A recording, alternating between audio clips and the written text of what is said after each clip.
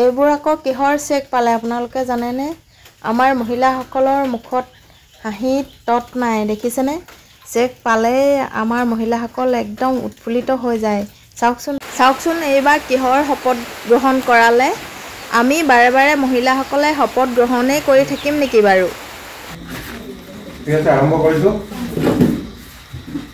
Cigarette, বিড়ি, তামোল পাণ, চূণ গুটখা, পাণ মছলা আদি যিকোনো ধঁপাতজাতীয় পদাৰ্থ সেৱন কৰাটো স্বাস্থ্যৰ পক্ষে ক্ষতিকাৰক। আজি মই শপত লওঁ যে মই কোনো ধঁপাতজাতীয় পদাৰ্থ সেৱন কৰাৰ পৰা নিজকে বিৰত থাকিম আৰু মোৰ ঘৰত তথা আশে পাশে দেখি থকা ধঁপাতজাতীয় পদাৰ্থ সেৱন কৰা ব্যক্তিসকলকো এই কামৰ পৰা বিৰতি ৰাখিবলৈ যত্ন কৰিম। ধন্যবাদ। আজি 31 মে তাৰিখটো আপোনাৰ বিশ্ব ধঁপাতমুক্ত দিৱস হিচাপে পালন কৰিবলৈ নিৰ্ধাৰণ কৰিছে। এইখিনি বিষয়ে একচুৱেলি আপোনালোকক মই ক'ব লাগিব বা কিবা নতুন বস্তু এটা নহয় চাগে। আপোনালোকক কিন্তু কম, এইখিনি বিষয়টো আপোনালোকে সকলোৱে জানেই যে আমি ধঁপাতজাতীয় যিখিনি বস্তু সেৱন কৰিব লাগে নে নালাগে এইটো আপোনালোকে বিশেষকৈ জানেই। এইটোৰ লগত ধৰক নতুনকৈ কিবা এটা ক'ব লাগিব বুলি মইতো নাভাবোঁ, কিন্তু তথাপিও কৈছোঁ। ধৰক কিছুমান দেখা পোৱা যায় সৰু সৰু ল'ৰা ছোৱালীৰ ক্ষেত্ৰতে, ল'ৰা বিশেষকৈ তেখেতলোকৰ না কিবা উপাৰ্জন থাকে, না কিবা হেৰি থাকে, কিন্তু দিনটোত 4 পেকেট 5 পেকেট মানে তেনেকুৱা মিঠাজাতীয় বস্তু খাই দিয়ে। তো খৰচ কিমান? তাৰমানে কি আচলতে কেঞ্চাৰ বা এনেকুৱা বেমাৰবিলাকৰ সংখ্যাটো বাঢ়ি গৈছে। তো সেইবিলাক কিছুমান কাৰণেই বাঢ়িছে আচলতে, যিবিলাক মানে আমি ধঁপাত সেৱন, অকল ধঁপাত সেৱন বুলি নহয়, কিছুমানৰ বেলেগ কিছুমানো কাৰণ থাকে, অকল এইটোৱে মেইন ৰিজন নহয়, কিন্তু এইটো এটা অভ্যাস হওক আৰু ঘৰৰ মানুহখিনিকো সজাগ কৰক আৰু গোটেই যিখিনি ওচৰ চুবুৰীয়া হয় সকলোকে সজাগ কৰক, যাতে এই বস্তুটো নকৰিলেও হয়নে?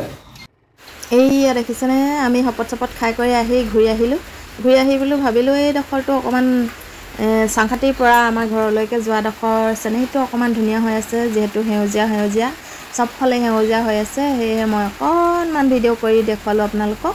দুই চাইডে পানীয়ে হৈ আছে আৰু কেইদিনমানৰ পাছতে আমাৰ ইয়াত গোটেইখন ৰোৱা হ'ব। মানে এতিয়া হাল চাল কোনো বোৱা নাই, এতিয়া বৰ্তমান কঠীয়া পাৰিবলৈ ৰেডি কৰি আছে মানুহবোৰে।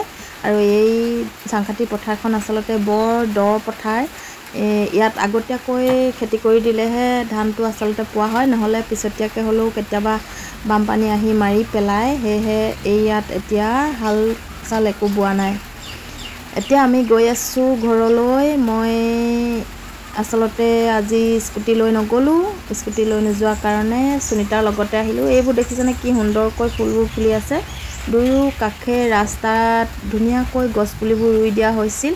2 বছৰমান হৈছেহে, ডাঙৰ হৈ আহি আছে, এতিয়া সম্পূৰ্ণকৈ ডাঙৰ হৈছে। এইবোৰ কিছুমানৰ পাত চাত সৰি গৈছে, আকৌ এতিয়া পোখা মেলিব, যিহেতু এতিয়া বহাগ জেঠ মাহ, এতিয়া পোখা মেলিবলৈ আৰম্ভ কৰিছে। আৰু আমি এতিয়া আহি পালোহি এই কল্যাণপুৰৰ নামঘৰ ওচৰ পালোহি। দেখিছেনে কি সুন্দৰকৈ এইবোৰ ফুলি আছে। মানে সোণাৰু গছ বুলি কয় নে কি গছ কয়, আজাৰ গছ কয় জানো, মই ইমান ভালকৈ নাজানো। সোণাৰু আৰু আজাৰ দুয়োটাই আছে। এইটোৱে হৈছে নামঘৰটো, কাষতে এয়া ধুনীয়াকৈ ফুলি আছে। আৰু আমি এতিয়া লাহেকৈ ঘৰ পামগৈ। আৰু আমাৰ ঘৰৰ ফালে যোৱা ৰাস্তাডোখৰ যিহেতু এনেকৈ ব্লক ইটা দিয়া নহয়, পিচ আছিলে, পিচ ৰাস্তাবোৰ চব এৰি শেষ হৈ থাকিলে, সেইকাৰণে আমি অকল ব্লক ইটা দিয়াডোখৰহে ভিডিঅ' কৰিছোঁ। আৰু বাকীডোখৰ আৰু দেখুৱাবলৈ লাজ লাগে নহয়, কি ক'ব, কৈছোঁ নহয়। গাড়ীখনো যিখনহে ঠেকেছে, মোবাইল গৈ ক'ৰবাত পৰিবগৈ, কাৰণ আমিতো মোবাইলতেই ভিডিঅ' কৰোঁ, কেমেৰাটো নায়েই, কেমেৰা কিনিবলৈ আৰু সক্ষমেই হোৱা নাই ন। সেইটো কাৰণে আৰু যিমানডোখৰলৈকে ভাল ৰাস্তা সিমানডোখৰলৈকে তুলিলোঁ। আৰু এইয়া কল্যাণপুৰৰ পৰা আমাৰ ডোখৰ থেতেলা খাম, আৰু এতিয়া কল্যাণপুৰৰ পৰা সামৰিলোঁ। এইডোখৰ হৈছে কল্যাণপুৰ আৰু কল্যাণপুৰৰ পৰা মই কেমেৰাটো অফ কৰিলোঁ। আজিলৈ বাই বাই। তেন্তে মোৰ ভিডিঅ'সমূহ চাই থাকিব। এইডোখৰ বেয়া ৰাস্তা পালোহি আৰু মোৰ কেমেৰা অফ। ধন্যবাদ।